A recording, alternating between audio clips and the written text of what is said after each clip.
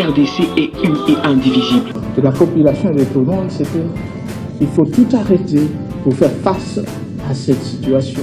Et que nous ferons de cette terre richement bénie un réel havre de paix, de prospérité et de progrès social.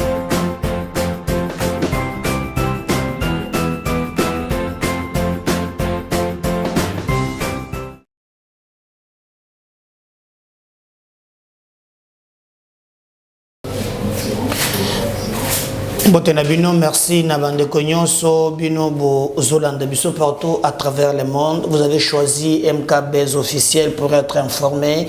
Merci d'être là pour nous. Merci pour votre accompagnement. Merci Bayenyonso, Bazokana Kebakoki ko soutenir MKBez officiel. Tous allez vraiment na Essengo émission tout selango lundi parce que tout le lundi ils allaient début à semaine bon début à semaine c'est de parler à laquelle au Colande la biso bonjour bonsoir Eroyo Colande biso merci na bande konyonso binobo zona bolingo ya kosonga biso to sengaka toujours si c'est pour la première fois que aux autres la émission na biso ko kende na lombango te s'il te plaît vas-y abonnez-vous. Ceux qui aussi ici, qu'on s'abonne, qu'on bombango point de mon côté, soit lien émission yo, tindela mouton sous senga paya s'abonner, beau partager et belé mais attends s'abonner, n'oublie pas aussi de liker. On a place moko ya ko aimer vidéo, il faut aimer aussi vidéo et ils allaient payer malamu au copé c'est biso makas pour tout ça la monsala dans des conditions acceptables par tous. Bozali partout à travers le monde. Merci. Tango nazotala tobanda ki na abonné moko, mais grâce à vous, tala lelo 40 000, tozokende ba 50 000. C'est grâce à vous. Peu moi tamuke. Merci pour l'amour. Merci pour la fidélité. Merci pour l'accompagnement. Na pesi bande konyonso na kotanga ba kombo na binoté. C'est grâce à vous que chaîne na biso de commis place ezalelo.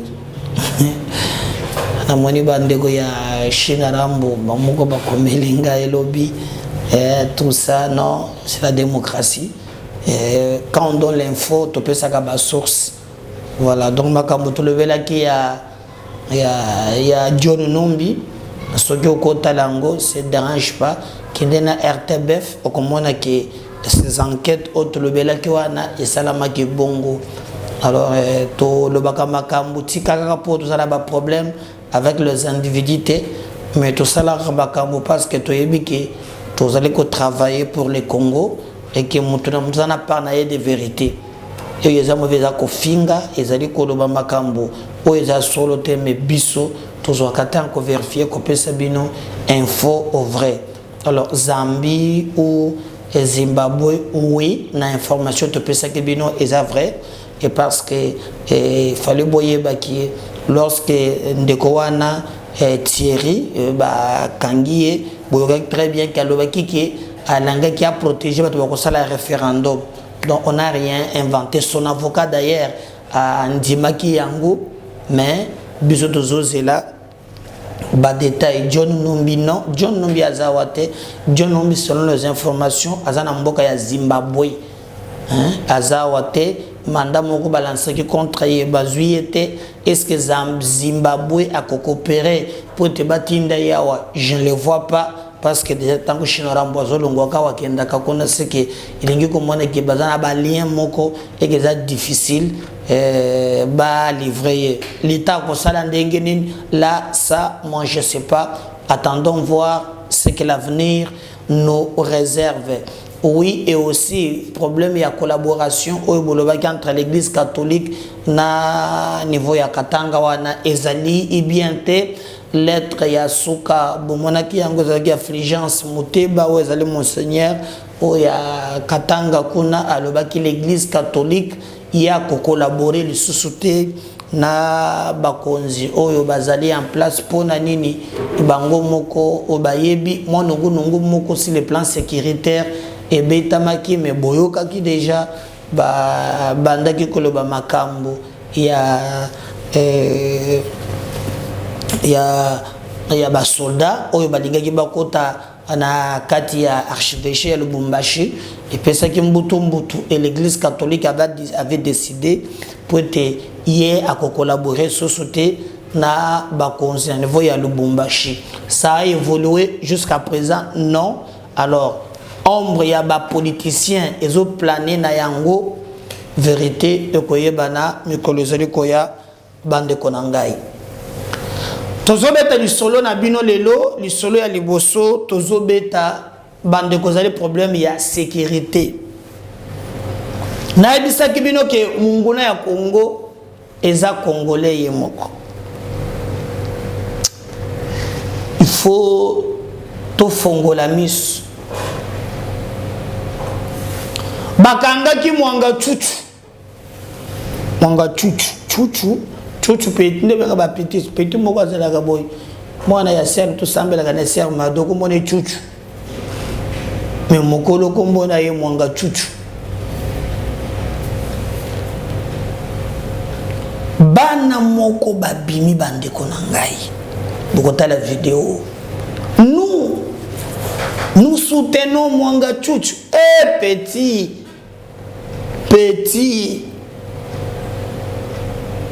Mutuba lobike. Ana ba mine. Azana biloko ya ndenge na ndenge. Eloko nini yo kozwa inconscience oyo. Quand est-ce que nous allons nous réveiller? Na sommeil na biso dogmatique. Quand est-ce que toko lamuka bande konangai? Babilenge sotali loko malonga bazui e alite. Bango wana batelemi bayepe liboso a caméra bazotang bakomi ko soutenir mwanga chuchu. Quelqu'un au bakangi et puis bande konabino bazo kufa kuna o ba leki o ba nani ezolo bina bino elokote mboka oyo bino bozo fanda bozo yoka koma ba Rwandais ba kosala biloko impossible bozo sala elokote lelo réseau ou bien ce qu'on appelle l'axe du mal démantelé tozo senga que cette fois-ci tout monde ata bolamu vous revenez encore na babiloko ya banu. Est-ce que makambo ya banu eza na place nango lelo? Est-ce que makambo wana eza na place nango lelo? Ailleurs, on arrête les gens. Vous avez un complice. Normalement, la logique du chef, il faut que petit oyo. Il faut que bango. Na qualité ni, muntu bakangiye pour na complicité na haute trahison. Na kati ya ndako bakuti ba menduki. Bakena na ferme na ye bakuti manduki. Metala ba petit moko bazoya. Oh mwanga chuchu azobela respiration eza bien te batiena ba urgence ni bande konangai bomo ya bato bazokufa na ba machette bazokufa na ba masasi bolanda ki mokolo wana ke na sake na lobaki yango mokolo soleka ba Rwandais ba po bazo sake ba kokite. Et vous avez vu comment armée tango ba monike ba kokite bazui ba perdre bazui ba bombe. Est-ce que vous écoutez? Babouaki na bandaku ya ba civil. Nandaku ya ba civil. Babouaki. On a parlé de 4 mois, on parle de 7 mois. Viwana pone bino bano yezu sur le camp mokote. Oh bomoni eza bieza mwanga chuchu. Il est aux urgences, hein? Yé a kokota na kobela te, mais c'est conçu comme le kola bangulu. À bout portant, bande konanga bazolala.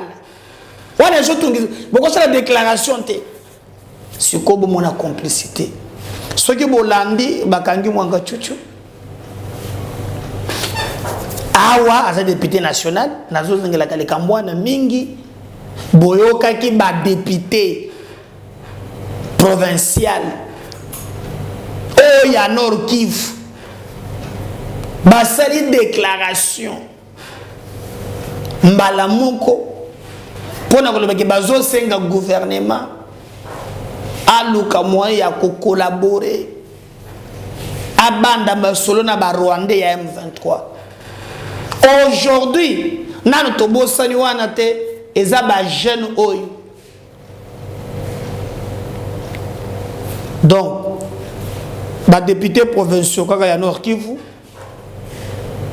ba telemi bandoko beta masolo batinda gouvernement a négocier.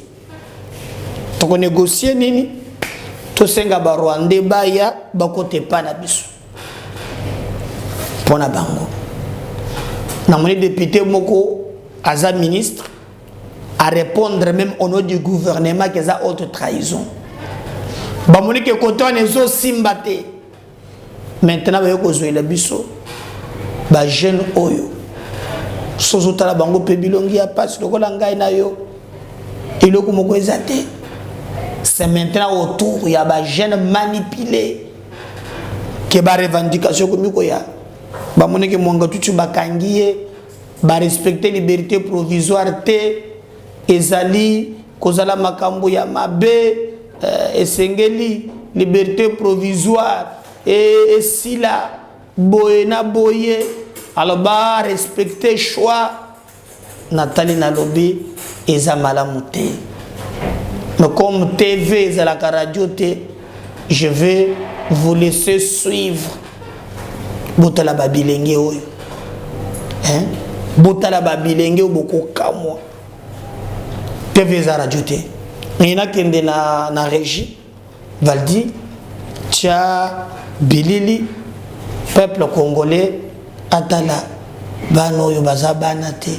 Pona lo koso ya mbongo. Bandimi ba trahir mboka. À tout à l'heure, on revient juste après cet élément. Nous allons revenir pour continuer NMKB officiel, votre chaîne de vérité.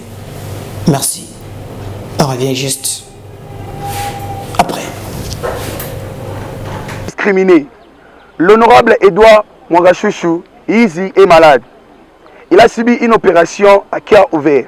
Il n'y a pas si longtemps, souffrant de l'hypertension artérielle, le traumatisme et l'anxiété de ces derniers mois l'ont considérablement affaibli et l'ont détérioré sa santé cardiaque, délicate et son bien-être général.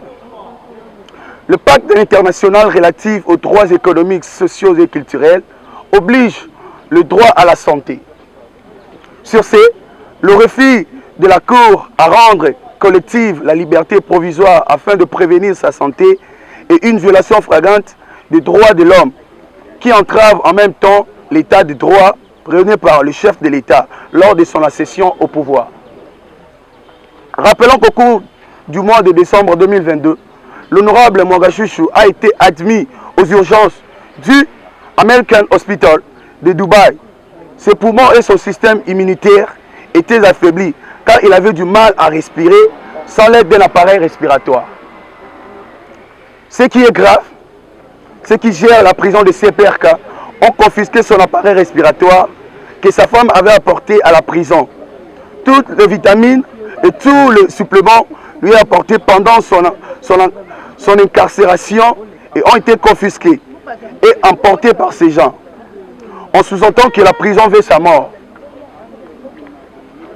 De plus, l'honorable Mwangachouchou est un homme bien âgé qui a d'autres maux physiques qui nécessitent une évacuation dans de meilleures conditions afin de s'assurer que sa santé ne se détériore.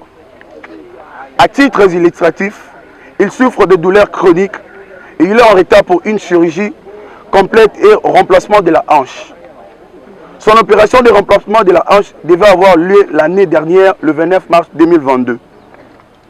À raison de l'horaire chargé de supplémentaires, cette opération a été reportée et aurait dû avoir lieu à la fin du mois de mars.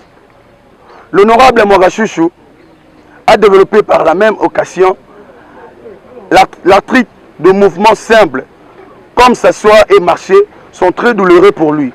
Voilà pourquoi nous, ONG, mouvement citoyen et activistes pro-démocratie, demandons une liberté provisoire afin que sa santé puisse être garantie.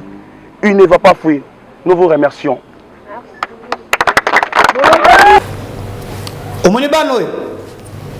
Petit Nangai, Mbongo bien sûr, mais boyété.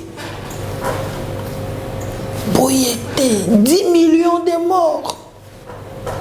On tue vos frères. Bazoko famille colonios. Ezopé ça passe. Ezopé ça passe. Nini bakoki kopesa yo. Oyo l'équipe bomo ya bande kona yo. Boyoka déclaration. Et yango mona sepela kamena bande kona biso on peut tout dire hein. Nos frères de Luba, les Kassaïens. Jamais au Commune. Hein? Est-ce que le Congo central est à la Équateur? Mais Bakatangé. Qu'est-ce que tu appelles Bakatangé te yabato? Ces aventuriers. Nous, ce qu'on est commis, Naba Mwanga Tchouchou. D'abord, qu'on y a beaucoup moins de Tchouchou. Yewana komi pena batu ya zobela bakange na ba condition ya malamu te sengeli l'état tala likambo na ye chef de l'état na état de droit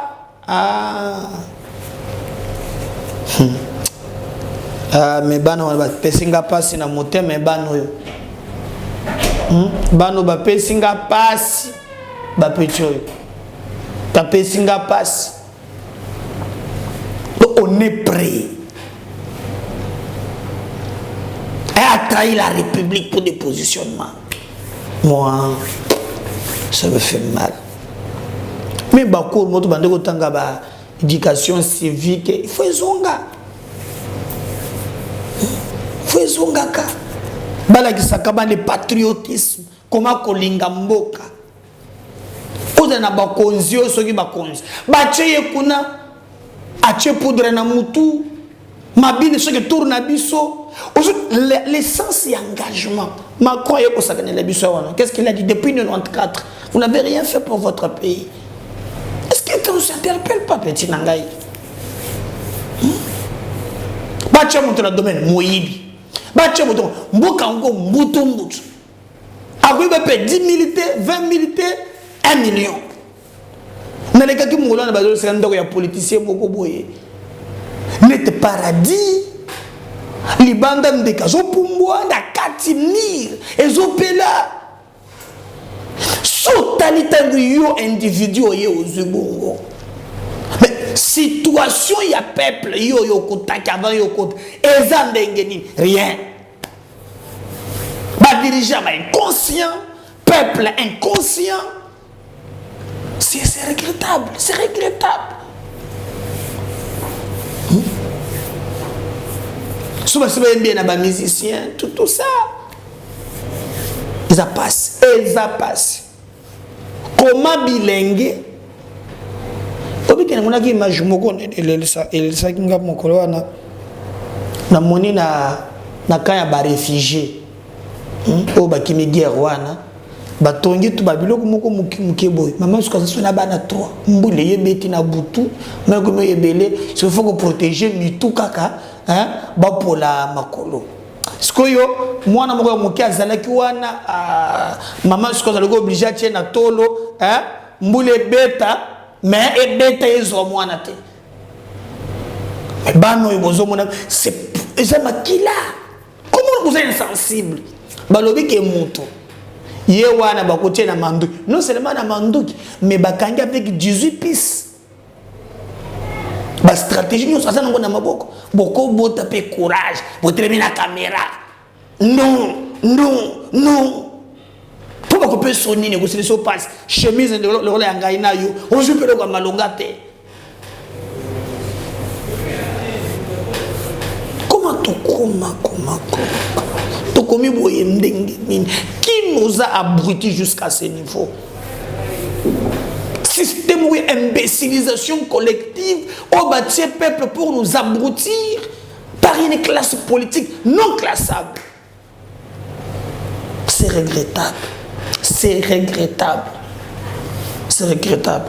De forme de besoin, c'est l'anga bande konangai. Mais, na collectionné sur une vidéo moussous. Je vous avais dit que Bitumba oyo to bandi nango na Kagame ya tour oyo. Kagame a mesani ko gagner guerre. Mais oyo ko gagner yango te. Oyo ko gagner yango te. Vous avez promis que oyo ko gagner yango te. Bato babandi ko njema te. Opposition pe ya Rwanda et la Mouki.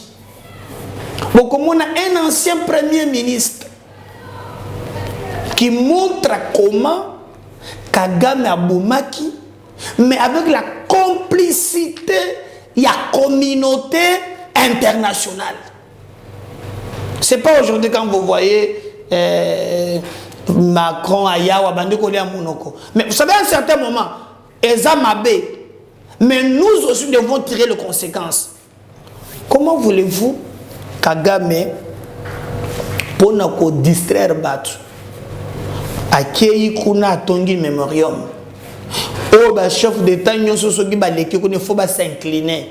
Il veut charger le monde et la communauté internationale que vous avez laissé le massacre, on a massacré des compatriotes, vous allez dans silence, vous n'avez pas intervenu. Est-ce que vous comprenez ça? Et charge Nyons, il y a Moukile commis, on a tué au Rwanda, le monde n'a rien fait, le monde n'a rien fait. Et bazo tiré ba ficelle aujourd'hui. Mais Bissope Awa en République démocratique du Congo. Moi je demande maintenant au gouvernement 10 millions de morts. Je dis bien 10 millions de morts. Quand est-ce que tu as fait un monument à Bissou? Je vais prendre exemple de M. Bakuna Lobaki, Moutolokola Mamadou Ndala. Symbole de résistance, symbole de fierté. Normalement, Bakokata na Goma wana. Hein? Batongia telokoboko, il y a souvenir. Même tango bana bazoko na bazoloba te ils ont un grand frère, oyo ba pesi biso fierté. Ba beta Kagame na batunaye bakima mes mémoires na bango. On ne pouvait que voir ça. Mais on a constaté que na Mamadou Ndala butu beaucoup la moyibi. Ba kundi en anonymat sans histoire. Sans histoire. Est-ce que moi ezate totongape mémoriam nabiso? Oh, cause de la souvenir. Chaque année, tu as nos morts, nos morts. Nous, c'est ailleurs. Biso est quotité, hein? Comment on est honorable, ceux qui honorable, nani wana qui beta musique, hein? Ba papa micro, ba polémique, ya bana micro. Le pays a des sérieux problèmes et comme on a conscience na biso nyonso. Conscience na biso nyonso.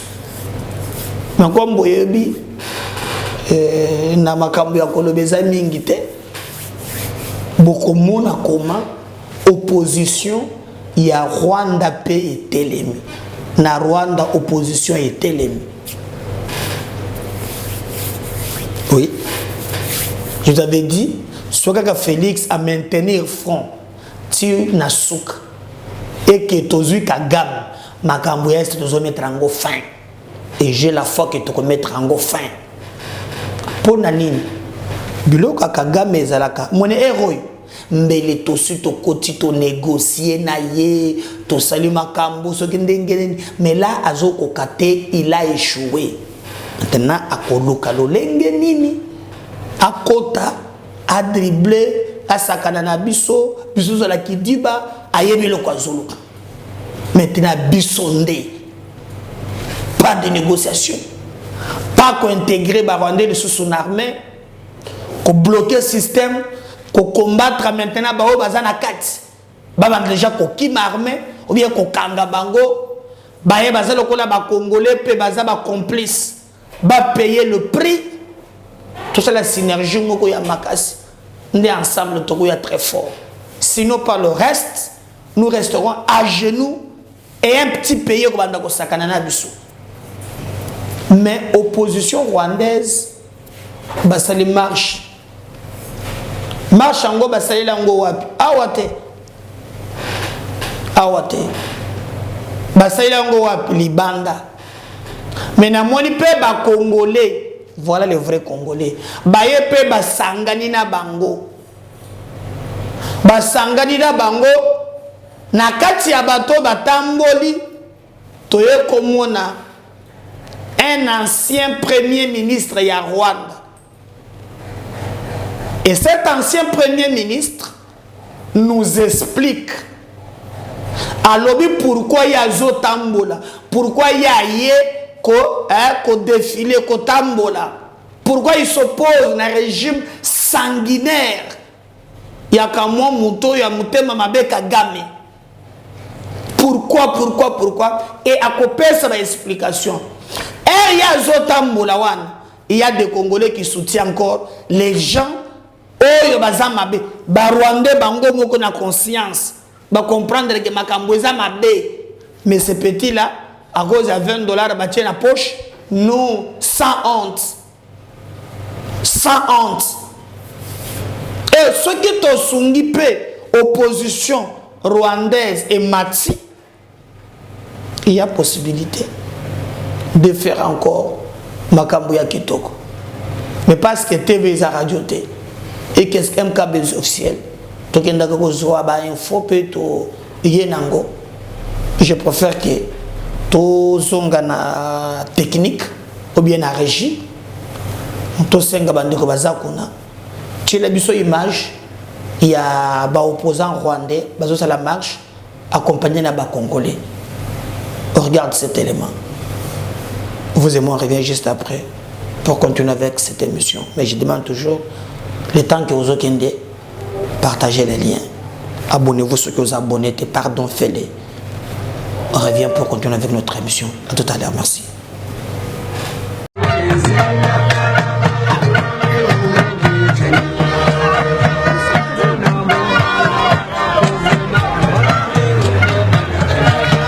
Monsieur Twagiramungu, bonjour. Bonjour. Vous avez été Premier ministre du Rwanda et aujourd'hui vous êtes dans une manifestation des opposants suite à la présence de Kagame à Bruxelles. À quoi est due votre décision de venir ici? D'abord, je suis un opposant à partir du Rwanda jusqu'ici à l'étranger.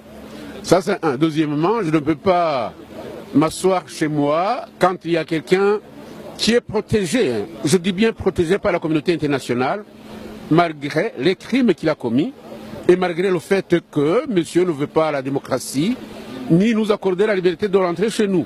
Vous comprenez? Donc j'ai beaucoup de raisons pour ce faire. Et vous dites protéger.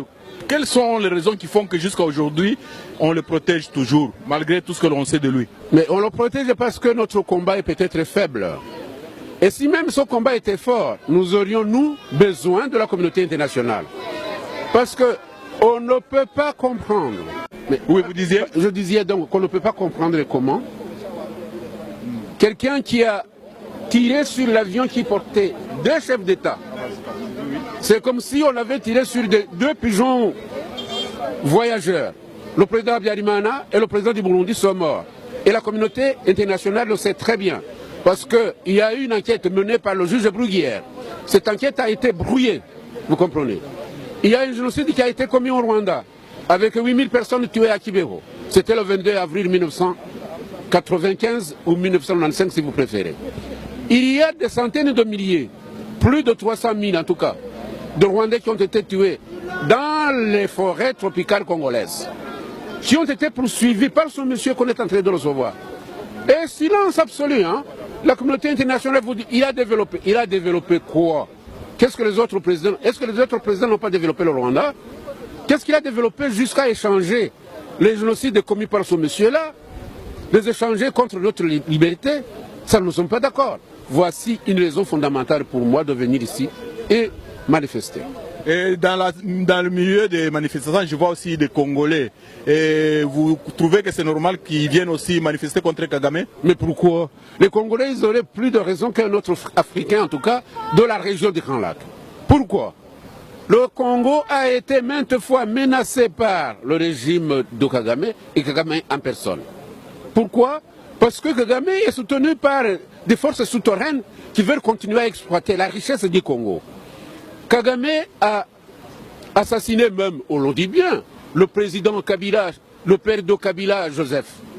Et ils ont placé Kabila, Joseph, au pouvoir. Vous pouvez vous comprendre ça?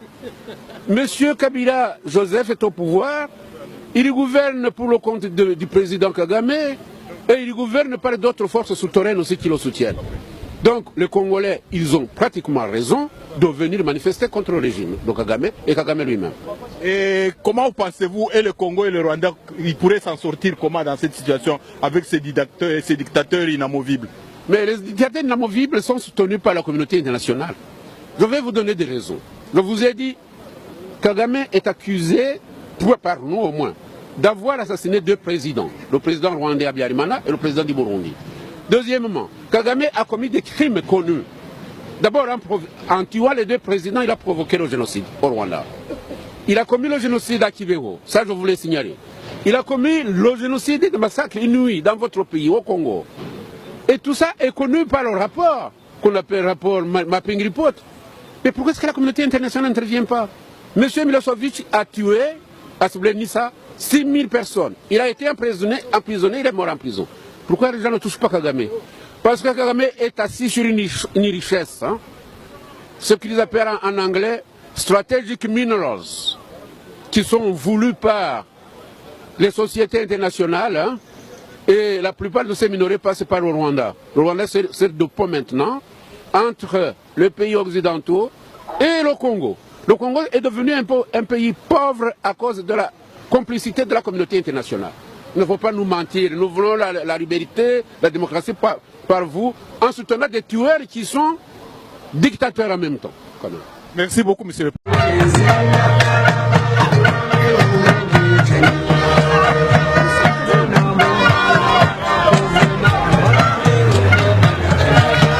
Monsieur Twagiramungu, bonjour. Bonjour. Vous avez été Premier ministre du Rwanda et aujourd'hui vous êtes dans une manifestation des opposants suite à la présence de Kagame à Bruxelles. À quoi est due votre décision de venir ici? D'abord, je suis un opposant à partir du Rwanda jusqu'ici à l'étranger. Ça, c'est un. Deuxièmement, je ne peux pas m'asseoir chez moi quand il y a quelqu'un qui est protégé, je dis bien protégé par la communauté internationale, malgré les crimes qu'il a commis et malgré le fait que monsieur ne veut pas la démocratie ni nous accorder la liberté de rentrer chez nous. Vous comprenez? Donc j'ai beaucoup de raisons pour ce faire. Et vous dites protéger. Quelles sont les raisons qui font que jusqu'à aujourd'hui on le protège toujours malgré tout ce que l'on sait de lui? Mais on le protège parce que notre combat est peut-être faible. Et si même ce combat était fort, nous aurions nous besoin de la communauté internationale. Parce que on ne peut pas comprendre. Mais, oui, vous disiez? Je disais donc qu'on ne peut pas comprendre comment quelqu'un qui a tiré sur l'avion qui portait deux chefs d'État, c'est comme si on avait tiré sur deux pigeons voyageurs. Le président Habyarimana et le président du Burundi sont morts. Et la communauté internationale le sait très bien. Parce qu'il y a eu une enquête menée par le juge Bruguière. Cette enquête a été brouillée, vous comprenez. Il y a un génocide qui a été commis au Rwanda, avec 8000 personnes tuées à Kibeho. C'était le 22 avril 1995 ou 1995 si vous préférez.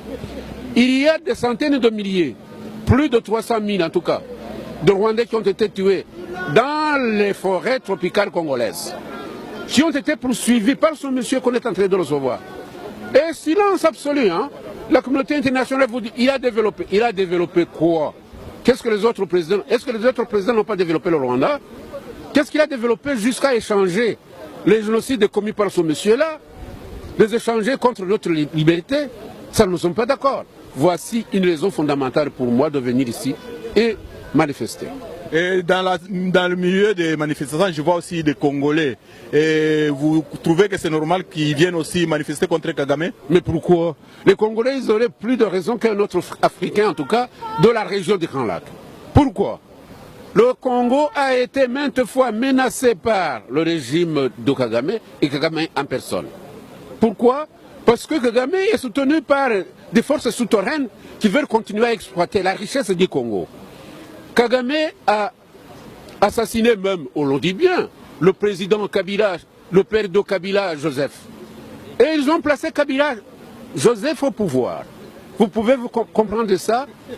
Monsieur Kabila, Joseph est au pouvoir, il gouverne pour le compte du président Kagame et il gouverne par d'autres forces souterraines aussi qui le soutiennent. Donc les Congolais, ils ont pratiquement raison de venir manifester contre le régime de Kagame et Kagame lui-même. Et comment pensez-vous, et le Congo et le Rwanda, ils pourraient s'en sortir comment dans cette situation avec ces dictateurs inamovibles? Mais les dictateurs inamovibles sont soutenus par la communauté internationale. Je vais vous donner des raisons.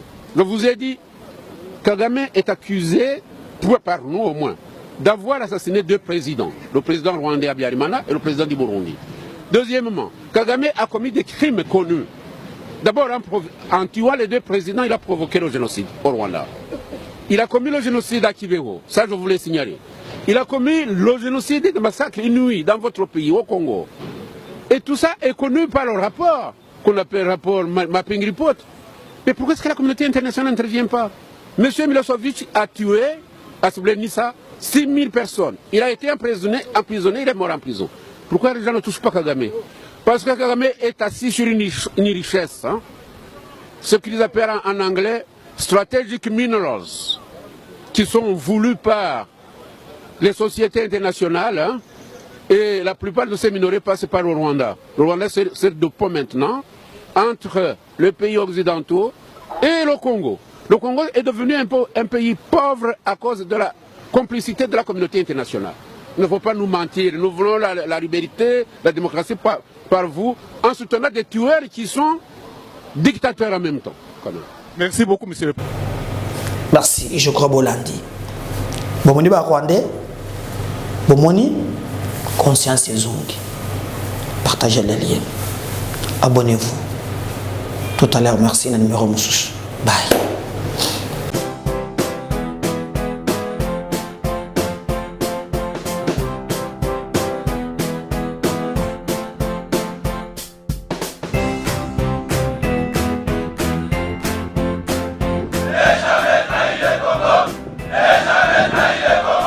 La RDC est une et indivisible. De la population et de tout le monde, c'est qu'il faut tout arrêter pour faire face à cette situation. Et que nous ferons de cette terre richement bénie un réel havre de paix, de prospérité et de progrès social.